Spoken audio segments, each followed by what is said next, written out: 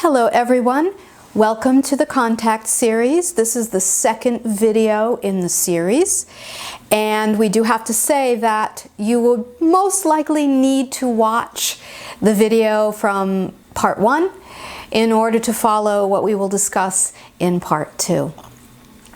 However, as a recap, we have been offering information about the contact process now since the very early 1990s.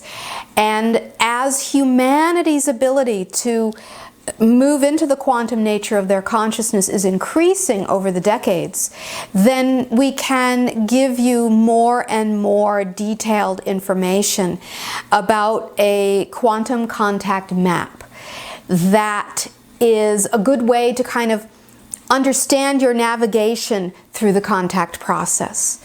So in the first video, we were talking about the human being, the nature of the ego. We just talked a little bit about that. We were also talking about reality as, for example, being like the metaphor of the old movie theaters, movie reels, where it's a series of still shots, and in between each still shot there is a quote-unquote space, so to speak, and that's where the flow of the universe breathes in and out, projecting into reality, moving back to the source. However, in a human life, it is very difficult to see that flow until you do a lot of inner work. Then you are able to perceive it. So we talked about how, as you might consciously wish to engage in the contact process, that as you begin to move into higher levels of consciousness, you become more open. And this very often creates, let's say, ego challenges, whereby the ego has to look into the mirror of its own consciousness, so to speak, confront its fears, because contact at that point becomes like a mirror in which you see yourself. So therefore, at that point in evolution, it is useless to label some bad and some good ETs, because very often you are simply looking in the fragmentation of your own mirror. So we talked about the necessity of doing that type of inner work, the red line on the map being the pain and the fear band. That is one of the biggest obstacles or biggest gateways through which you must pass as you then move into more and more integrated versions of contact. So in that last video then, we talked much more about that, and we also talked about this green area here that we did not label in the last video. So that's what we're going to talk about today, this green layer and also what lies beyond on the map. So as you have worked with the contact process, for example, as a way to see yourself clearly without judgment, release that which you've held for a while that causes you to see reality in a distorted way, you start to then be able to dissolve or lessen the intensity of that red band, that fear, pain band there. And then you start moving into another realm, which is depicted here as the green area.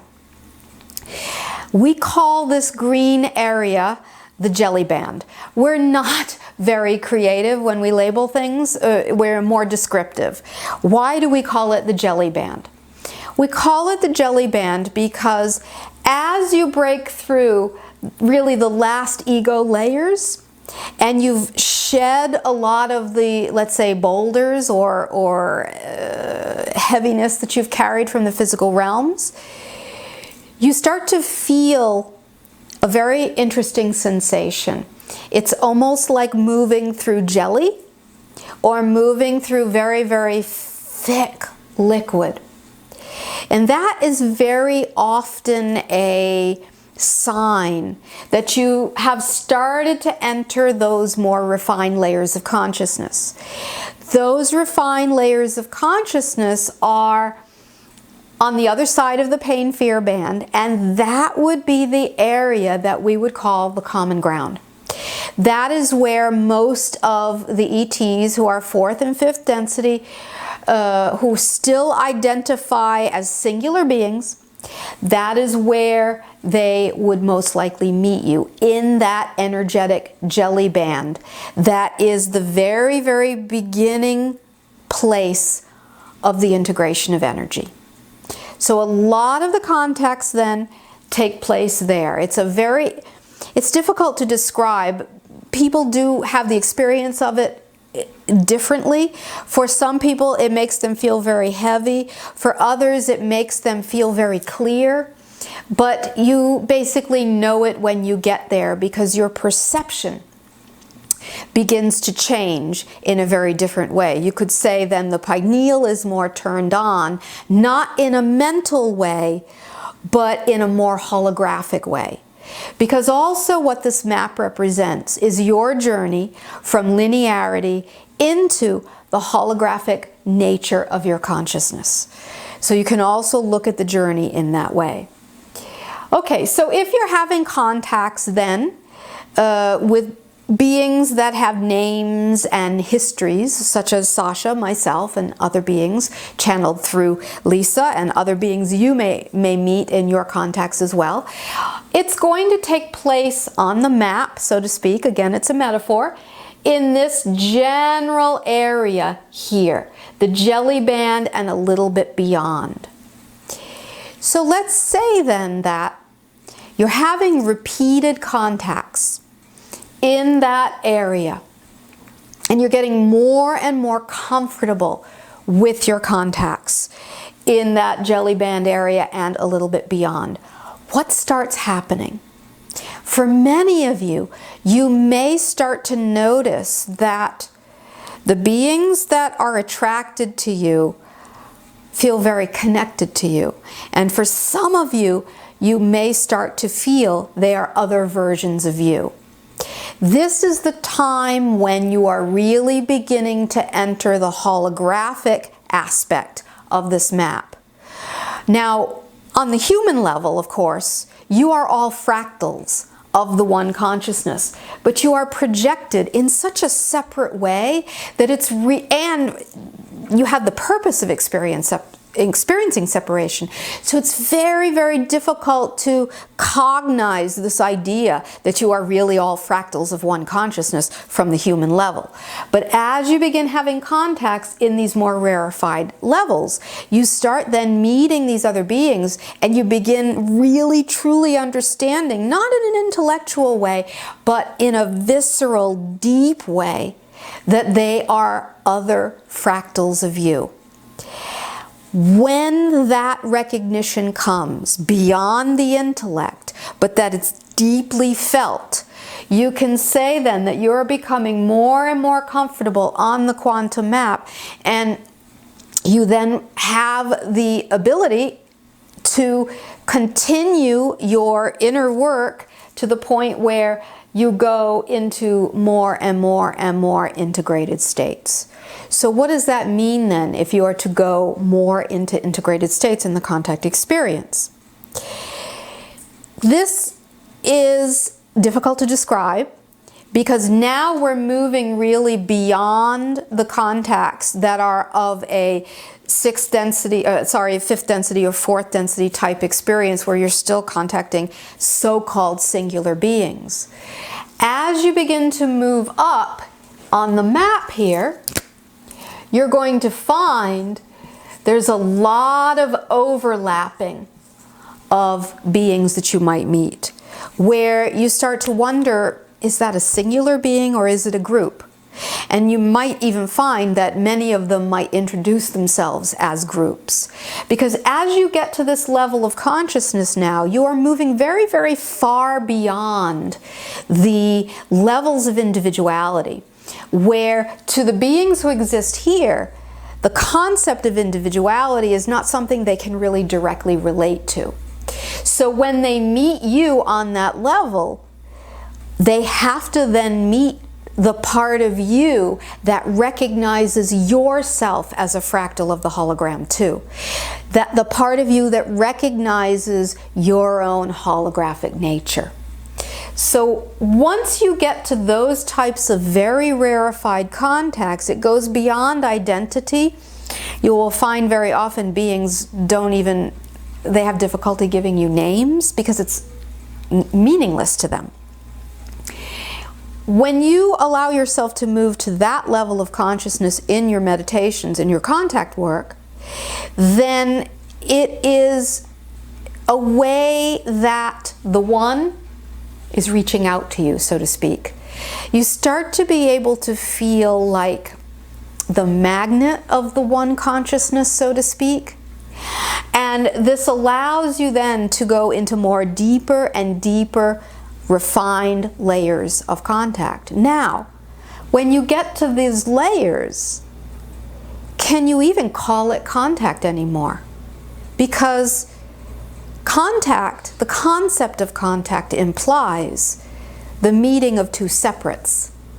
But once you get to this level, you are already beginning the integration process. So is it really contact? At that level, it is less of the idea of contact and more the idea of inner integration with your other parts. And the specifics do not matter.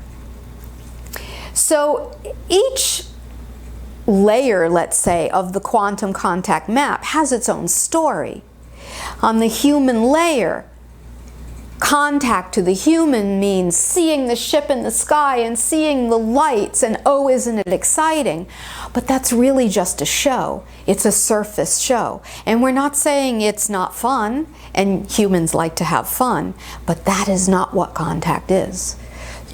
So as you allow your consciousness then to move deeper, and as you confront your shadow and you use contact as a mirror in which you can see yourself, then you start going through the deeper layers where the beings that you contact first are the mentors. You might call them ET guides, if you will, or they might even be other yous, future lives as you have come to call them, who are there to kind of help you understand the holographic nature of your consciousness. And even at that level, there might still be lights in the sky, and there might be still the exciting physical phenomenon. But you will find that it becomes less exciting compared to what is happening on the inner levels. And then, of course, as you move deeper and deeper and deeper toward the one consciousness, the whole idea of contact actually might seem a little bit funny because you're not separate in consciousness anymore, and there's nothing to contact out there. There is only the other yous within you, the other aspects within you to celebrate. And then that is a true experience of the integration process that can be a result of your contact work if you take it that far. We encourage you to take it that far. We encourage you to meet the contact mirror and to see your own shadows in that way, so that you no longer project those shadows on the contact experience. And when you have come to the point where you no longer project those shadows in the contact mirror, you begin to see contact for what it truly is. This is the path of species evolution. This is a path 99% of species take as they are moving in the transition from third to fourth density and eventually into fifth density as well. This is the natural path of evolution.